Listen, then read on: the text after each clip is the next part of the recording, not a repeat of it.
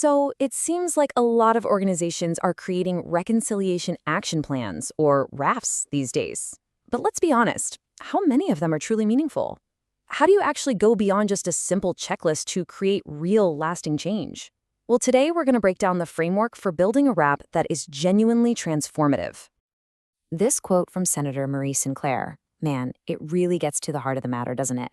Reconciliation isn't just about patching up old systems, it's about building an entirely new relationship. It's a fundamental shift in how we see things, and that's exactly the mindset we need to bring to a reconciliation action plan. It's all about mutual respect, right from the ground up. So, where does this whole call for corporate action even come from? Well, a huge starting point is Call to Action 92 from the Truth and Reconciliation Commission. It specifically calls on the corporate sector in Canada to use the United Nations Declaration on the Rights of Indigenous Peoples as its guide. And this isn't just a friendly suggestion, it's a direct call for businesses to commit to real consultation, make sure there's equitable access to jobs and opportunities, and provide education to their own staff. All right, so here's our roadmap for this explainer. First, we'll nail down what a RAP is, and just as importantly, what it isn't. Then, we'll get into the relational approach, look at a super practical 4-pillar framework for action, talk about how to measure what really matters, and finally, wrap up with why this is a journey, not a destination. Okay, let's kick things off with a clear framework for action. So, the TRC itself defines reconciliation as an ongoing process. That word, process, is so key. It's not a one-and-done thing. A reconciliation action plan, then, is basically the formal roadmap for that process. It's the strategic plan that lays out an organization's actual commitments to turn all those good intentions into concrete actions. You know, it is absolutely critical to clear up some common myths here. A RAP is not a checkbox exercise that you just file away. And yeah, it totally aligns with equity, diversity, and inclusion goals, but it's not just a new name for your old policy. It is a very distinct, very strategic commitment to a long-term journey. And that commitment is both for inside the company and for the world outside. And this brings us to what might be the most important mindset shift of all, moving from a transactional view to a relational one.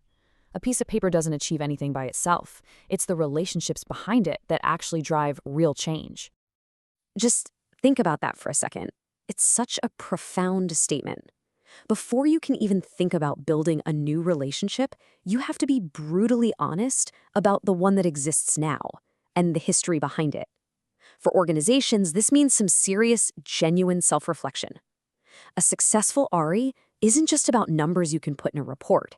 It's built on a foundation of trust and understanding, and that can only come from acknowledging the truth, past and present. And we have to understand this commitment in the right time frame. Building trust isn't a quarterly goal you can just check off. We're talking months and sometimes years of consistent, honorable engagement just to lay the groundwork. This is a long-term investment in relationships, not some short-term task. Okay, so if this is a long-term journey, you're going to need a map. So where do you even start? Let's dig into a practical framework that can help guide the way. The Partnership Accreditation in Indigenous Relations Program, or PAIR, gives us a really proven structure organized around these 4 key areas. They give organizations clear, actionable pillars to build their wraparound: leadership actions, employment, business development, and community relationships. Everything, and I mean everything, starts at the top. If you don't have a genuine, visible commitment from your leadership team, any RAP is just going to fall flat.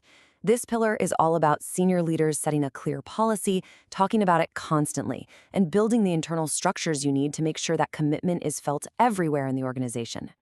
Under that employment pillar, you start to see some really tangible actions. So take Bruce Power's Career Launch Program. This isn't just about setting some vague hiring target.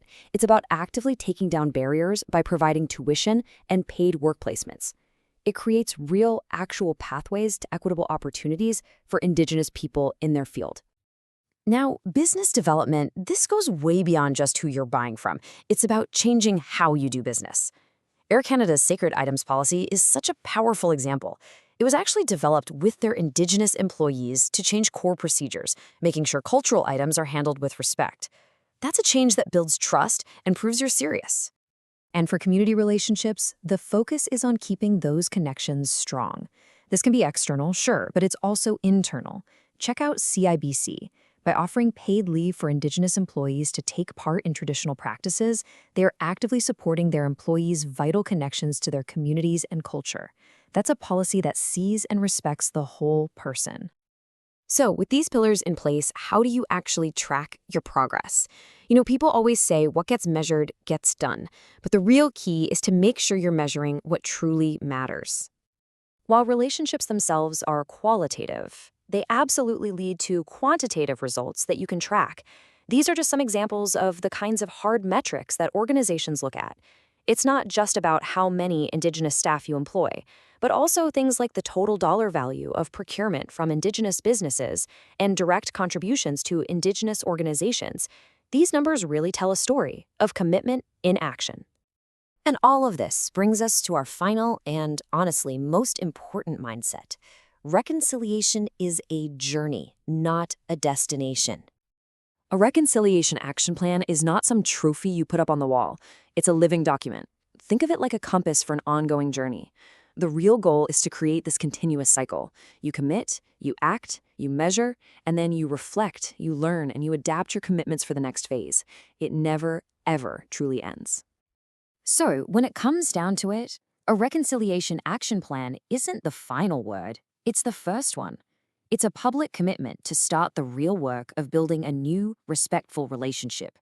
It's the first step on a long but absolutely vital journey. So the only real question left is, what will your first step be?